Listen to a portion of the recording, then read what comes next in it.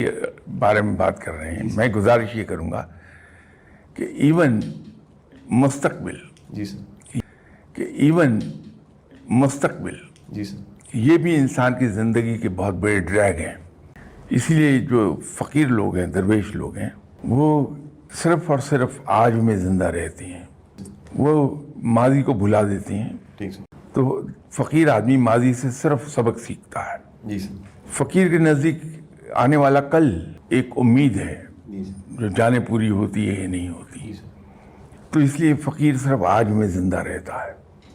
इंसान अगर कामयाब होना चाहता है तो माजी को भुला दे, सिर्फ सबक याद रखे जो उससे हासिल होंगे, बहुत आला सर। उससे उसका आज जो है वो पॉलिश हो जाएगा।